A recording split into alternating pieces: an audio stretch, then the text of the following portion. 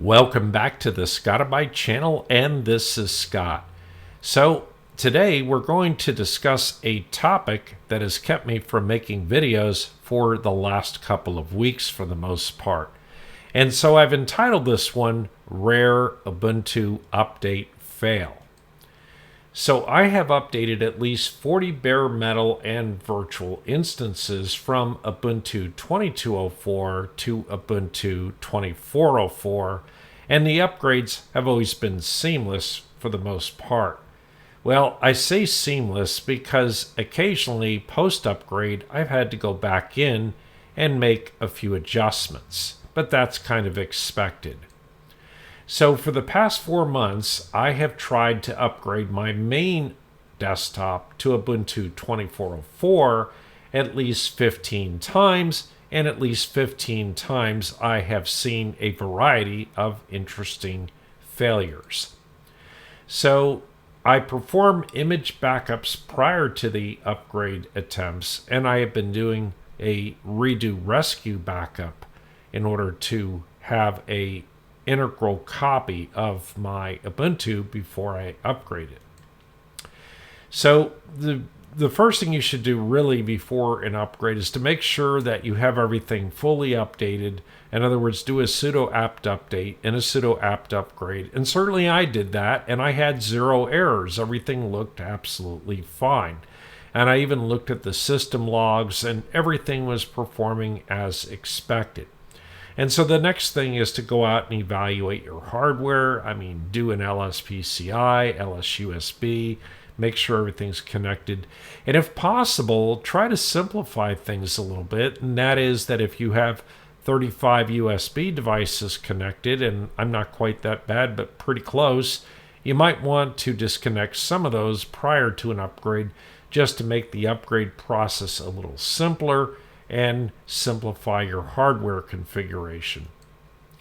So then you want to restore your backup image to another system and try the upgrade from there as an alternative if it fails on your primary system. So what things did I try? Well, I read that upgrades to Ubuntu 24.04 sometimes have NVIDIA graphics issues. And so one of the suggestions it's made is that you revert to the Novo graphics, which are the open source X server and open source Wayland server video drivers. And then that way you simplify your video configuration. And in fact, there's been a lot of people, if you look around at the forums, you're going to find all kinds of folks talking about problems during the upgrade to 24.04 with NVIDIA graphics. So then the other thing I would suggest is changing from Wayland to X11 if you have problems, because I generally run in X11. One of the reasons I do that is because unfortunately Wayland does not yet support everything. I use Wayland on my simpler systems, but when I have a really complex system with a lot of applications, I tend to want to use X11 instead. And then remove any unused apps that integrate to the system. So what do I mean by integrate to the system? Well, for example, if you were using VirtualBox, it has some pretty deep integrations, and you might want to consider removing VirtualBox prior to a problematic upgrade, and perhaps that might work easier. And also the same thing probably goes for QEMU and maybe even an Incus server if you're running that from your desktop, all of which, by the way, I was running. And then you want to upgrade from the virtual console as an alternative if your GUI console is giving you problems. And if you're not aware, you could do a Control-Alt-F3, and that will go ahead and drop to what's called a virtual console. You can hit enter, type your username and password, and be logged in, and you can perform the upgrade from there. And to get out of the virtual console, you can always do a Control-Alt-F1, and that will return you back to your GUI. And then The other option is to upgrade from an SSH session. So if you've installed SSH server, Open SSH server on your system, then you can go log in from somewhere else and perform the upgrade from there. And a lot of times that's a good way to get around problems. And then the other thing is to ask ChatGPT. And by the way, I'm really considering creating a video about how home labbers can interact with ChatGPT and how that might be value added in solving many of your common problems.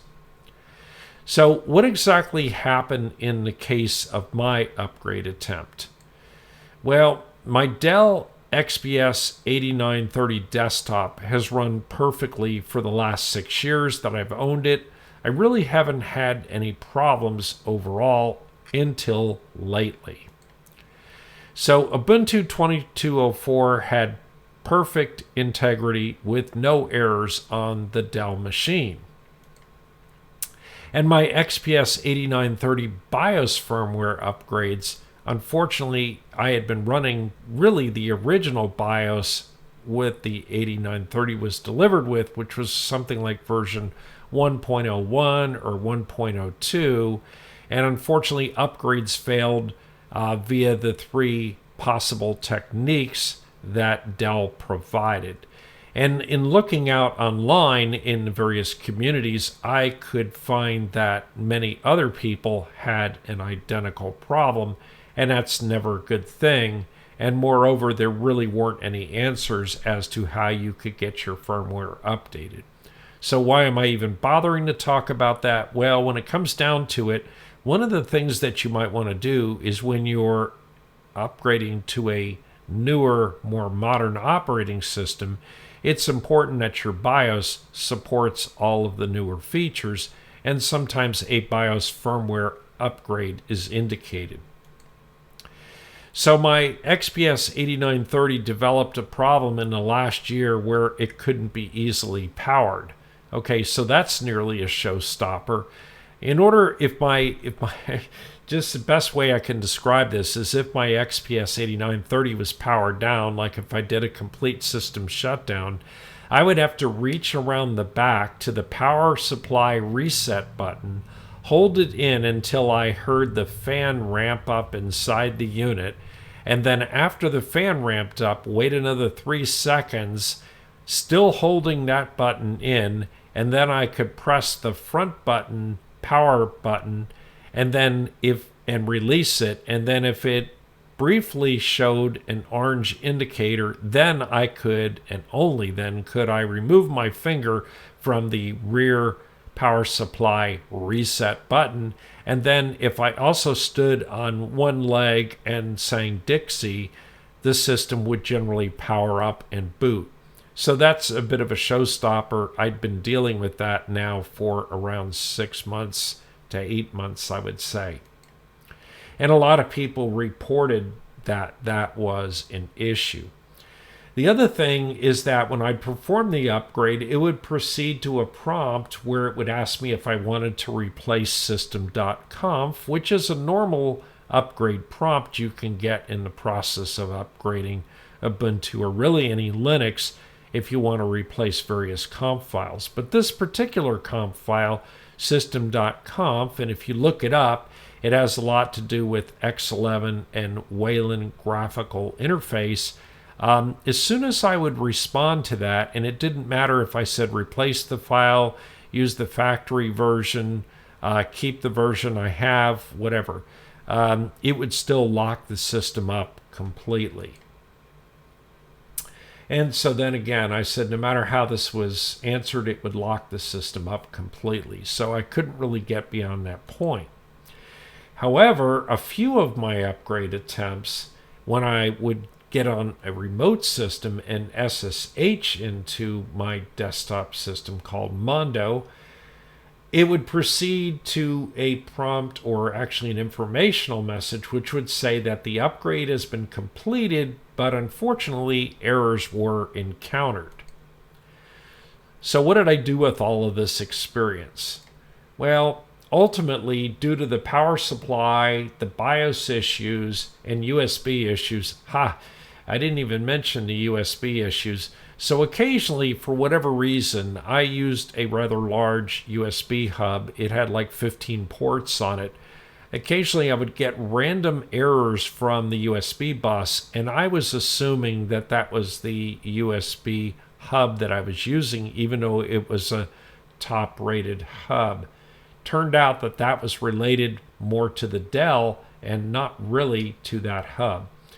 And so as a result of the power supply, the BIOS, and these USB issues I just mentioned, I went out and purchased myself a shiny new, brand new Minisforum UM890 Pro, which is a real barn burner mini PC system. So I installed a Samsung 990 Pro 4 terabyte NVMe drive in it, and I imaged it with the Ubuntu 22.04 backup via Redo Rescue. And then it booted fine, and it ran fine, and everything seemed to be more or less intact. But then when I attempted the Ubuntu 24.04 upgrade, I had the identical problem that I did when that software load was on the Dell XPS 8930. So ultimately, I went ahead and installed Ubuntu 24.04 from scratch on the UM890 Pro. And what about my data and applications?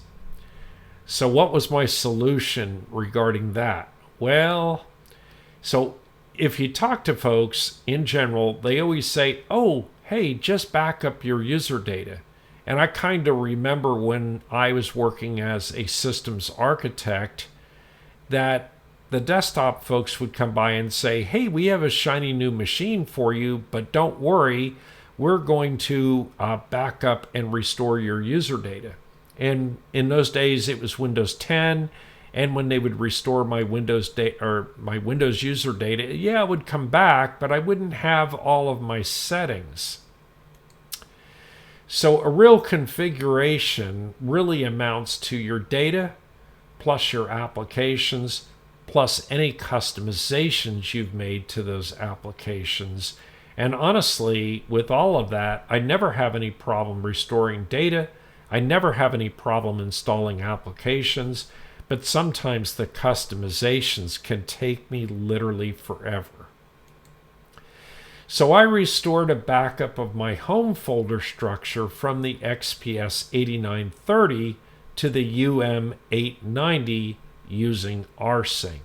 So keep in mind, I now have a version install of Ubuntu 24.04 on the new UM890, and I have a restoration of my original home folder from the old XPS 8930. And I also made sure that the GID and UID, in my case 1001, 1001, were the same on both machines. And that was pretty easy because on a Ubuntu machine, when you go ahead and add that first user, it's generally that UID and GID, or it's 1000 and 1000. But on mine, it was 1001, 1001. And then I installed the apps on my Dash to Dock menu that were on the XPS 8930, which was my node name Mondo. I called it Mondo because it had a lot of stuff configured on my desktop. And so I tested all of my applications one at a time on the UM890 Pro, which I aptly named Mondo-2. So now I have Mondo-2 up and running, and in fact, that's what I'm making this video on right now. So is the networking the same? Well, Mondo had a 10 gigabit NIC that I installed on the PCI Express bus, and it also had an integrated 1 gigabit NIC, which was an NVIDIA. And so Mondo 2 has dual 2.5 gigabit Realtek RTL 8125s. And so I created a Bond 0 device in Ubuntu 2404, which is also known as port trunking, or some people also refer to it as link aggregation, between those two 2.5 gigabit NICs. And I did all of that with NetPlan. And I followed my Incus containers step by step, and I created the Bridge 0 device, but now the Bridge 0 device points to the Bond 0 device. So I set ports 1 and 2 on my UniFi Enterprise 8 PoE switch that's sitting here in my office to be 802.3 AD aggregated ports. And so all networking on Mondo 2 talks to this Bridge 0 just like it would via Incus container step by step, but it talks to it as though it is a native 5 gigabit per second controller. So did everything work? Well, I was worried because this was a very complex configuration dating back to 2007 under Ubuntu 7.04. So I can hear you thinking right now, what? Well, yes, I had actually had Ubuntu beginning back in version 7.04, and I upgraded it every time a new version came out, or at least a new long-term support version, an LTS version, and I went all the way up to the current version I have today, which was 2204, before all this carnage occurred with the Mondo configuration. And during the course of those upgrades, over all of that time, I obviously changed hardware, I changed motherboards, I changed hard drives, and I even changed from an MBR booting disk to an EFI booting disk. And at the same point in time, I changed the partition, the root partition of the disk, from being a FAT partition to a GPT or GUID partition. So I migrated the data in every case, and so I can technically say that I had done a straight upgrade over all the years to get to the current version up until 2204, where I could not update to 2404 for the first time. So I found that when I had cloned the home folders over, of course, all of the installed programs, or installed program settings, I should say, reside in /home/scott/.local, which is a hidden folder. And so basically all of those settings were intact. And then I installed applications like OBS Studio that I'm using to record this video, OpenShot, which I use for my post editing to create the videos, Joplin Desktop, which is my notes-taking program, my Jitsi Electron client, my Chrome and web browsers, my Rocket Chat desktop, my FreeTube, which is a very nice interface to YouTube as opposed to accessing YouTube from a web browser, and finally my Joplin, which I guess I already mentioned Joplin above, but I mentioned again because, hey, I like Joplin Notes. So when I installed all those applications, greatly to my surprise, believe it or not, all of the settings were 100% intact, and I didn't have to make any changes. So I had to reinstall my Incus server, and I had to create my Incus profiles, and I had to do an Incus import on all of the containers. But since I had prior done an Incus export and had copies of all of the exported containers, that wasn't a problem. And in general, I was pleasantly surprised by this overall success. So then the question might arise, well, was it really that easy? So installing and configuring my desktop Incus was more time consuming than I'd really hoped for. And one of the things was doing the import for my Windows 11 Incus virtual machine. And as you can imagine, a Windows 11 virtual machine is going to be a way larger image than your typical Linux virtual machine instance. And I think mine, even though it's fairly small, is still around 35 gigabytes. And importing that was pretty time consuming.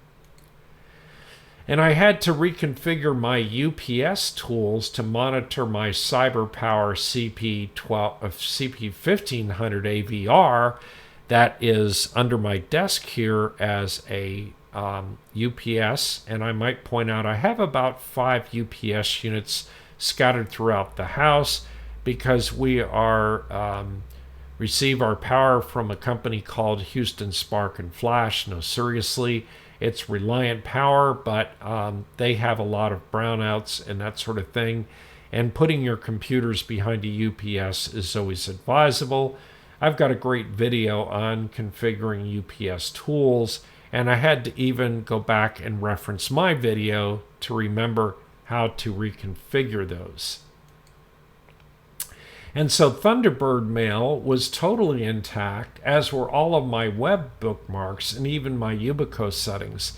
And in some cases, I had actually set up Yubico authentications at sites where I had said, hey, remember my Yubico authentication not requiring my Yubico key. And it actually remembered all of those. So it was actually much more surprising than I thought it would be. So most of my SSH IDs still worked, but the MAC address of Bridge 0, and honestly, it really wasn't the MAC address of Bridge 0, it was the fact that I provided a new TCP/IP address for Bridge 0.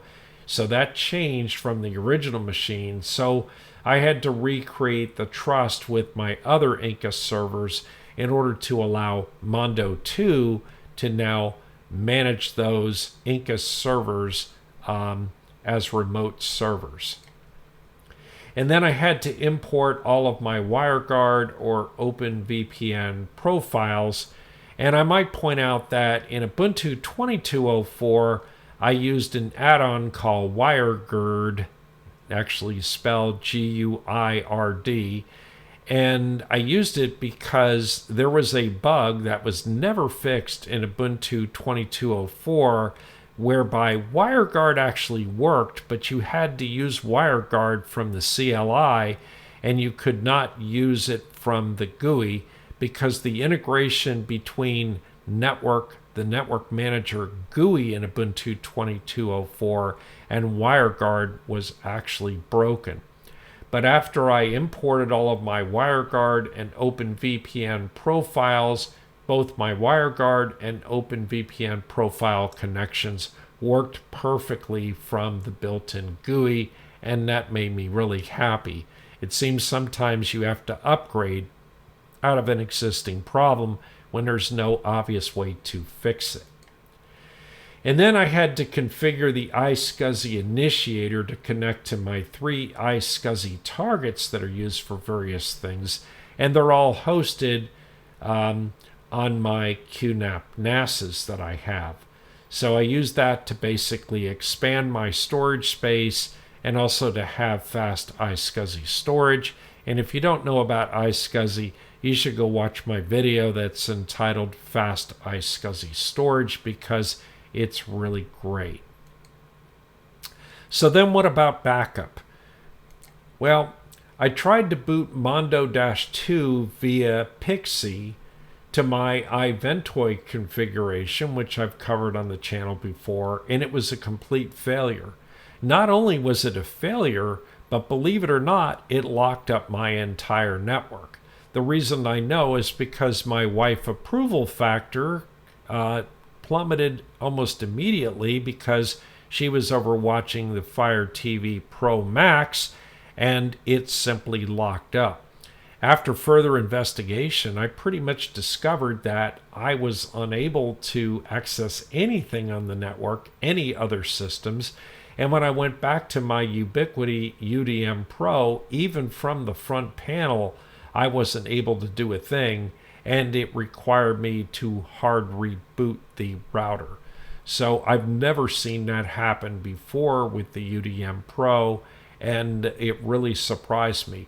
So being in denial, I did that multiple other times in that I tried that Pixie boot.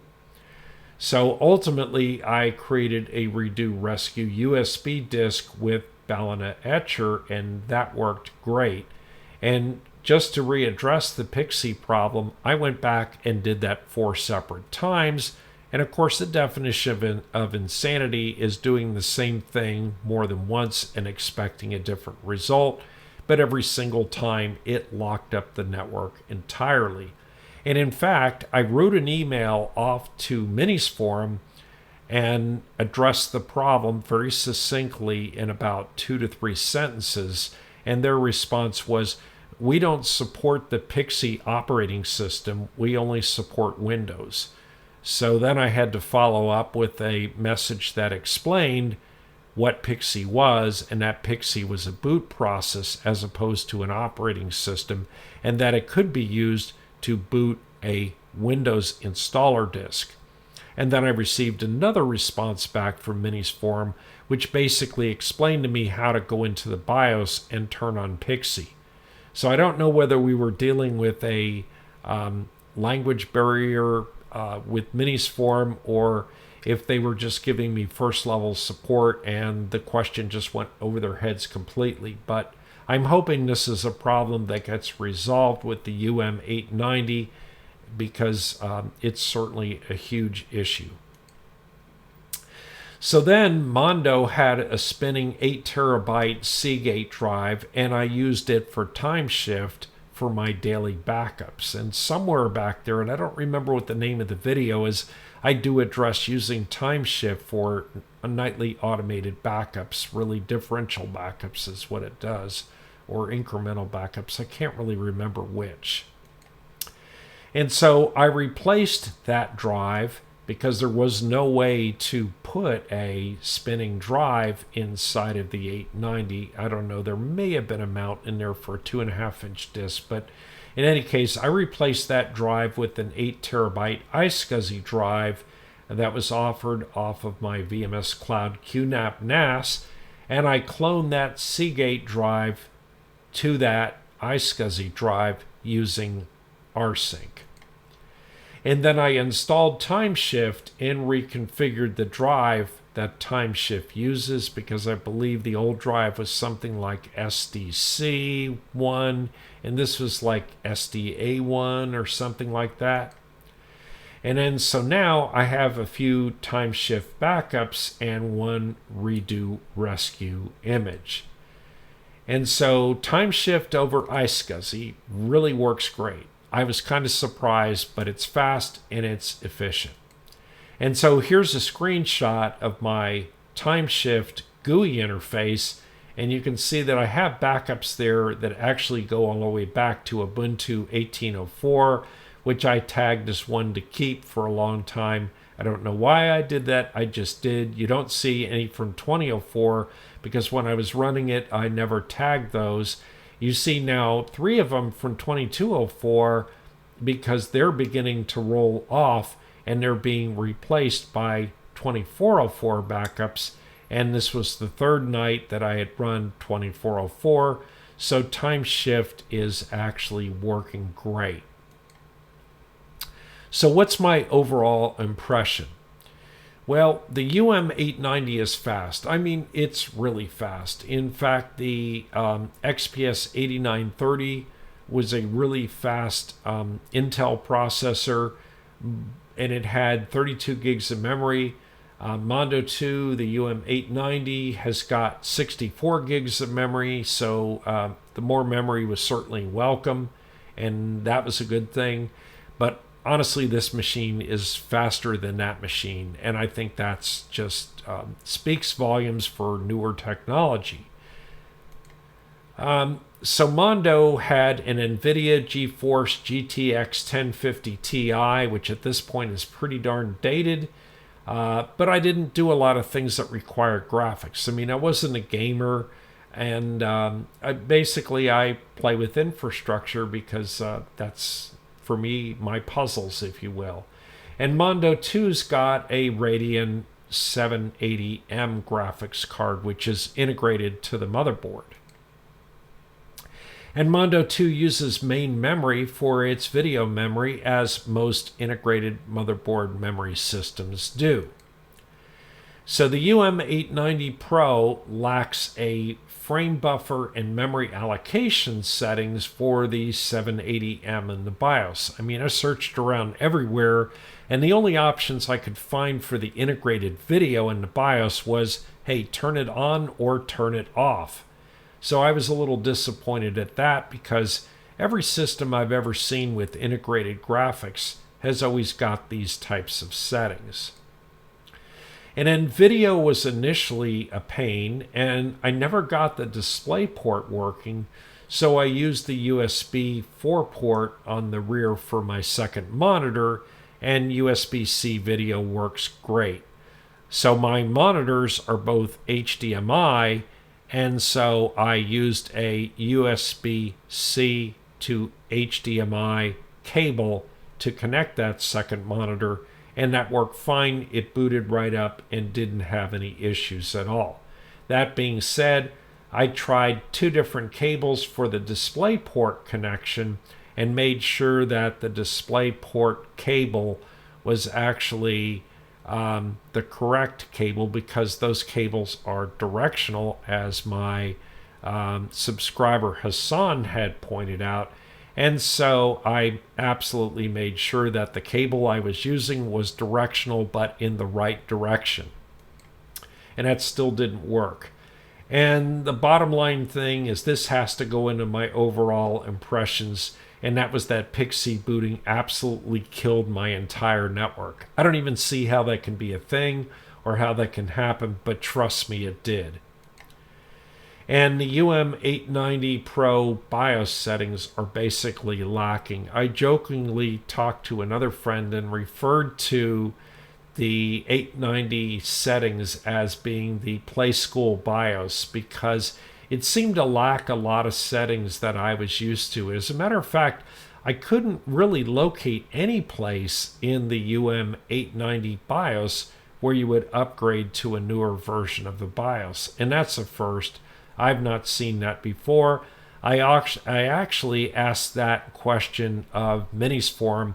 Their answer was there are no BIOS upgrades available yet for the UM890, so they didn't really answer my question. So in summary, in rare instances, if you can't upgrade your Ubuntu 2204 to 2404, a scratch install with an rsynced home folder is a great alternative. And this really doesn't apply just to 2204 to 2404, and it really doesn't just apply to Ubuntu. It should apply to any Linux that you would want to use. So I've upgraded my Ubuntu since 7.04 that I mentioned earlier, and this is really the first time I've ever had what I can categorize as a failed upgrade. And the UM890 Pro, as I mentioned earlier, is really fast. It includes 4 USB 3.2 Gen 2 ports, 2 on the front, 2 on the rear, and it has a USB 4 port on the front and on the rear, and it has an HDMI and display port, and also an Oculink port, and then it has the 2.5 gigabit NICs. So kind of a word of caution here is that I ended up using the USB 4 port on the rear for my second monitor, which is an HDMI monitor, going HDMI to USB-C, and that worked fine. But part of my concern is the DisplayPort port, which I never got working. And my concern is this: The DisplayPort port is mounted extremely closely to the Oculink port. And it's mounted so closely that I really don't think that you'd be able to use an Oculink cable at the same time that you're using a DisplayPort cable. And the way they support Oculink is you have to know that the internal system, when you open it up, has actually got two NVMe 2280 slots. The first one is really designed for your disk. It comes with a 1 gig disk in the case of the one that I purchased, but I replaced that with the 4 gig 990 that I mentioned earlier because I need, or it's 4 gig, 4 terabytes. Yes, 4 terabytes. A 4 gig drive nowadays wouldn't be much good for anything, would it? So I replaced it with the 4 terabyte drive. The second NVMe port is left open, and you could technically put a second NVMe drive in it, but the device comes with a little card that actually slides in there and screws down, and that card is what gives you the Oculink port. So if your intent is to use Oculink, you're only going to have one 2280 NVMe slot.